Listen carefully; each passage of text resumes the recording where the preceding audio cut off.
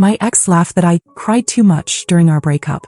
This morning his mom called me in tears, begging me not to post the screenshots. I didn't respond.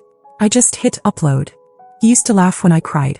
The day he left me for my younger sister, I sobbed on the kitchen floor and he smirked like I was performing for him. Said I was being dramatic. Said, "You cry too much." This morning his mom called me in tears. Not because he was hurt. Not because he was in trouble. But because she knew I was about to ruin him. I didn't answer her call. I just pressed download. 6 years. That's how long I played the role. Paid the rent. Covered his car insurance, his therapy he never showed up for, his protein powder, his investments. 2 years of me working overtime while he searched for motivation. All while he reminded me how lucky I was to have him. Even after he started accusing me of cheating with guys I barely talked to. Imaginary friends he called them. And every time he got jealous I got bruises. I still have the photos. I took them quietly. After he'd leave the room, slamming the door behind him, convinced I was the reason his life felt small. Sometimes it was my wrist. Once it was the back of my thigh because I hadn't answered a call fast enough. I took pictures, told myself I'd never need them. Told myself it wasn't as bad as it looked. Then he left. For Leah. My own sister. I found out because she tagged him in a photo of their feet by a fireplace. That stupid caption, "Warm toes, warmer hearts." I zoomed in on the shoes. They were his. The ones I bought him for his birthday. She was wearing the robe I gave her last Christmas. At first I was too shocked to feel anything. Then the flood came. But when I tried to talk to my parents, they didn't ask how I was doing. They said I needed to let the new couple live their lives in peace. My mom actually said Leah was better for him because she was thinner. My dad said I needed to stop clinging. That maybe this would be a fresh start for everyone. Everyone but me, apparently. They didn't mention the money I gave him. The $12,700 I'd Venmo'd, transferred, covered in credit card debt. No one asked why he didn't have a job. Or how often I cried alone in our apartment while he played video games, accusing me of flirting with the guy from the pizza place. But his mom called me today. He saw what I posted on my story, a screenshot folder, titled "For Court." It was enough. She begged me not to go through with it. Said he was spiraling, losing everything. I listened to her voicemail twice. Then I opened the folder. And I hit download. By noon the screenshots were posted. I didn't write a caption. Just a carousel of images. Texts where he threatened me over nothing, photos of the bruises, bank transfers with his name, and the notes I'd stupidly added, "For your meds, for your seminar, rent, again." I posted screenshots of the emails I sent him trying to cancel his gym subscription when he was 2 months behind. I even posted a voice memo he forgot he sent me, slurring through some jealous rant about my work husband. The silence after that was loud. I didn't get texts. I got reactions. Shocked faces. Flames. The kind of stunned digital gas people reserve for real-life drama. The shares were in the hundreds within an hour. And then the calls started. His mom. I ignored it. His sister messaged me privately. Said she didn't know it had been that bad. Asked if he really did all that. I disliked her message. She didn't follow up. Then came the family group chat. Yeah, the one I was kicked out of last fall. His grandma was furious. She called him a disgrace in all caps. Said she'd seen enough, and that he was lucky his grandfather was dead or he'd be digging a hole right now. His grandpa wasn't dead, by the way, just offline. 20 minutes later he joined the group and told me to send it all to their lawyer. Said if I didn't sue they would. That was the first time I smiled in weeks. But it wasn't just them. Leah messaged me. Twice. The first time she said we needed to talk. I didn't respond. The second time she said she didn't know he hit me. That he told her I was emotionally unstable, that I made things up to guilt him into staying. She ended it with, "I didn't know. I swear." I left her on read. That night he finally tried to contact me. Through a fake number, some new account. The message just said, "You win." Happy. When. I wanted to scream. I wanted to go back to every night I fell asleep thinking I'd ruined something. That I wasn't enough. That if I just tried harder he'd love me again. I wanted to remind him I didn't win anything. I survived him. I didn't reply. Instead I sent a copy of everything to a lawyer his grandfather had recommended. One who specialized in domestic violence and financial fraud in relationships. She called me back within the hour. Told me I had a real case. That we could press charges. That with the evidence I had he could see prison time. 8 years minimum. And then she said, "You want to do this?" I looked at the screen. At the photos I once took just in case. At the files I once thought I'd delete someday when it all got better. "Yeah," I said. "Let's do this." I'm not crying anymore. By the end of the week the internet had done its job. He was dropped from the freelance project he'd been bragging about for months. 3 of his old friends publicly unfollowed him. Leah deleted their pictures together. His Instagram disappeared completely. I didn't feel sorry for him. My lawyer moved fast. Within 5 days we had everything filed, domestic assault, emotional abuse, and a civil suit for the money I gave him. $12,742.88, to be exact. I had receipts, screenshots, bank logs, even timestamps from when he said he'd pay me back next month. He never did. He tried to call me through a mutual friend. Said he wanted to make things right privately. The same guy who said I was too sensitive when I asked him not to scream at me in parking lots was now suddenly begging for mercy. I said no. Let the courts decide. My parents didn't know yet. They'd gone radio silent ever since the posts, like they were hoping it would all blow over. I think part of them was embarrassed. Not about him. About me for airing family matters. That's how they see things. Protect the image even if it's rotting inside. When they did call, it wasn't to apologize. My mom said, "Don't you think this is a little much?" She wanted me to consider what this would do to Leah. Not to him, to Leah. My dad asked me to take the post down, said, "You've made your point."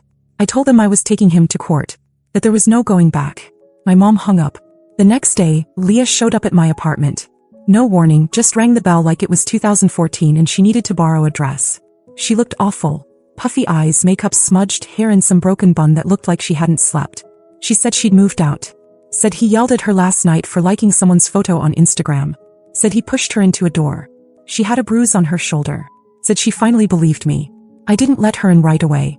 I stood in the doorway and asked why she didn't believe me when I told her months ago. Why she told our parents I was bitter and exaggerating. She didn't have a good answer. Just cried. Whispered sorry more times than I could count. I didn't forgive her, not then. But I didn't slam the door either. 2 weeks later, the court issued a summons. He didn't show up for the first hearing. Claimed he was sick. His lawyer tried to argue for a delay. Said the media coverage was unfair.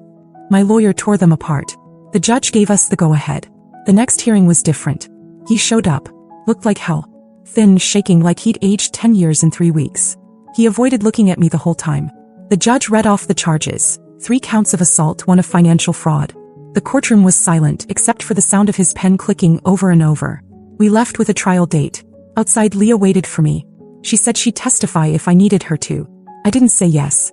I didn't say no. But I didn't walk away either. The trial started on a Tuesday morning in mid-October. The kind of cold, gray day where nothing feels real. I wore all black, not for him but for me. I wanted to feel like steel. He walked in alone. No friends. No family. Just his attorney, a guy who looked like he'd rather be anywhere else. My lawyer leaned over and said quietly, "They're going to try to settle. Don't say yes."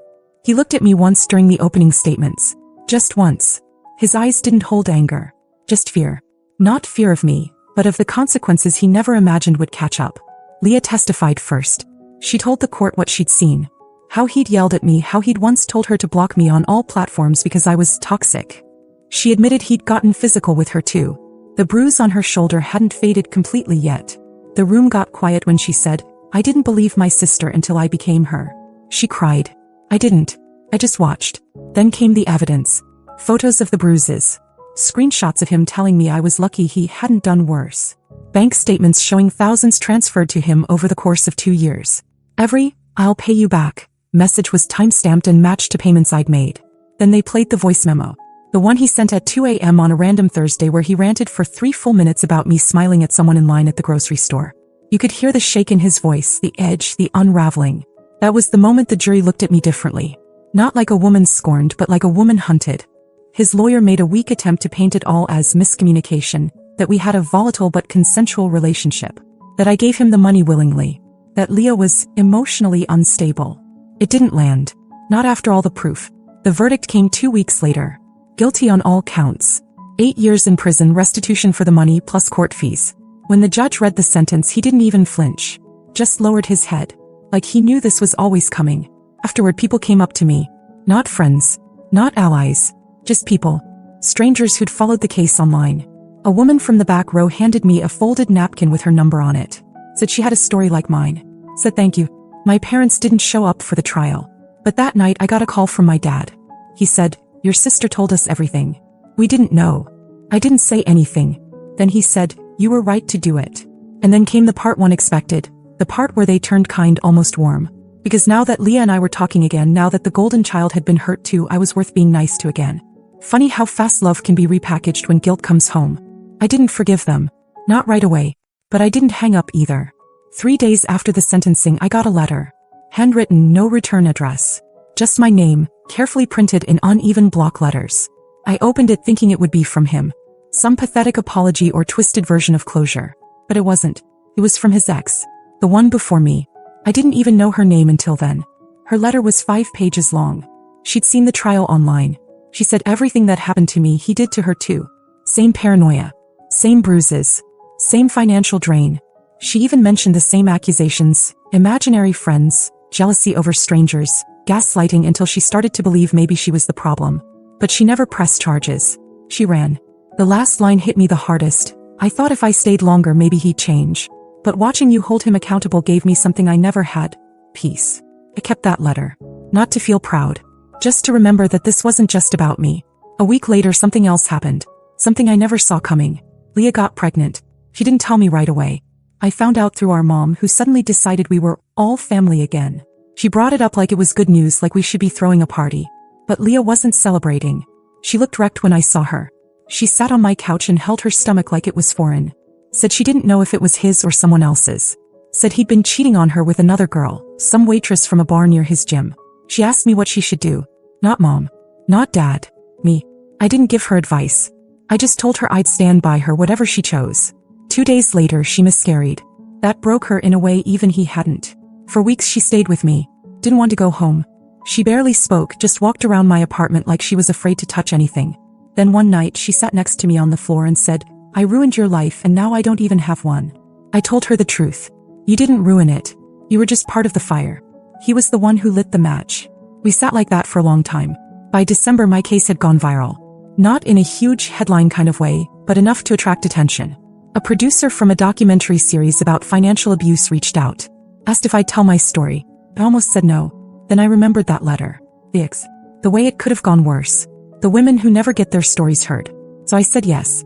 The day before filming I went back to the apartment I used to share with him. The lease was still in my name until the trial ended. The landlord gave me the keys one last time to clear out anything left.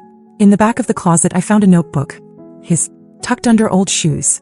It was filled with weird lists. People he hated, people he wouldn't forgive, ideas for podcasts, fitness goals. And then I found a list titled, "People Who Owe Me." My name was first. He'd written next to it, "Took everything. Will pay eventually." I stood there for a long time staring at it. Then I tore the page out, folded it, and walked out of that place forever. Some debts never get paid. And some pay more than they ever expected. The documentary dropped on a Thursday night. I didn't watch it. I couldn't. I spent that evening organizing my kitchen cabinets and playing music too loud just to drown out the anxiety. I didn't even tell most of my friends it was airing. I wasn't trying to be a public figure. I just wanted the truth to be out there one time, in my words. By the time I woke up Friday morning, my phone was vibrating nonstop. Notifications stacked on top of each other like a glitch. Instagram DMs, missed calls, Twitter mentions, tagged posts, even emails. One of my old coworkers messaged me just the words, "You did it." I opened Instagram. My followers had doubled overnight. The clip they'd used for the trailer, just 10 seconds of me saying, "He never hit me in the face, only places I could hide," had gone viral. 10 million views in one night. I couldn't wrap my head around it. People were sharing their own stories under the hashtag that came from the documentary's title. Hashtag she didn't delete it. It felt surreal. Thousands of strangers thanking me, confiding in me, sending pictures of journals, screenshots, court dates they'd scheduled because they watched my story. My inbox turned into a mosaic of pain, rage, and healing. Leah watched it alone. She told me later she sobbed through most of it. She said she felt like she was watching a movie she'd lived in without knowing the plot. She kept asking why I never told her the worst parts. Why I didn't scream it in her face the day she took him. I told her something that surprised even me, because I was still ashamed. She didn't try to fix it. She just nodded. My parents started acting like they were part of it. My dad shared the documentary link on Facebook with some generic caption about strength and truth. My mom posted a photo of me as a kid and said how proud she was. Suddenly, the same people who told me to stay quiet were pretending they'd always believed in me. I didn't call them out. I didn't comment. I let it be what it was, a costume they wore now that silence wasn't trendy anymore. A month later, I got a letter from the court. The civil suit had been processed. He was ordered to pay me $12,742.88 in restitution, plus legal fees and damages. He'd serve 8 years minimum and they'd start collecting the money as soon as he was out. It won't come quickly, maybe not all of it, but I'll get it eventually. Every paycheck he earns for the rest of his life will have a portion carved out for me. Not because I need the money, because I earned it, because it was mine, because I was never the one who owed. And then something unexpected happened. The waitress. She messaged me. The one he was cheating on Leah with, the one from the gym bar. She was 19. Said she'd only been with him for a month when he got arrested. He told her I was a bitter ex trying to ruin his life. When the trial ended and the truth came out, she broke down. She said she couldn't believe how close she came to being the next one. I told her she was lucky, and I meant it. She started volunteering with Leah at her nonprofit. That's how I found out Leah had started a support group. Every Wednesday night, survivors met in a little church basement and talked. I went once. Just sat in the back. Didn't speak. One woman there said something I'll never forget. He didn't ruin me. He delayed me. That stuck with me. My old apartment is gone now. Someone else lives there. I drove by once just to make sure. New curtains, new plants on the balcony, someone else's life entirely. I hope they never know what happened in those walls. And as for me, I'm okay. Not healed. Not perfect. But real. I laugh again. I sleep through the night. I go out without checking over my shoulder. I date cautiously, but I don't flinch when someone raises their voice. That part of me is still tender, but it's not broken. He once said I'd never leave. But I did. And he once said no one would believe me. But they did. In the end, he thought he had control. He thought I'd erase the evidence, delete the photos, forgive him quietly. He was wrong. I pressed download. And I never looked back. It's been about 6 months since the sentencing, and somehow my life feels like it's mine again. A few weeks ago, I got offered a position at the nonprofit Leah works for. They wanted someone to manage survivor outreach and organize workshops. I wasn't sure at first. It felt too close to home, but I said yes. The weird thing is, I actually like it. It's not about reliving my story every day. It's about using it to make sure someone else doesn't end up writing theirs the same way. Leah's different now. Still her, but softer. She's in therapy, and sometimes when she talks, it feels like she's just waking up from a long, strange dream. We've had some brutal conversations about what happened, what we both ignored. But there's honesty now. Real, ugly honesty. And somehow that's brought us closer than we've ever been. When this part is wild. I ran into his mom. In a grocery store of all places. She looked like she saw a ghost. At first I thought she'd walk away, pretend not to notice me. But she didn't. She walked up and said, "You did what none of us could. You stopped him." I didn't say anything. She just nodded and walked away. Some days I still feel the weight of everything. The trial. The internet. The people who reached out and the ones who didn't. But there are mornings now where I wake up and the first thing I feel isn't fear or sadness. It's peace. I never thought I'd say this, but I'm kind of excited about what's next. New apartment. New work. New life. No ghosts.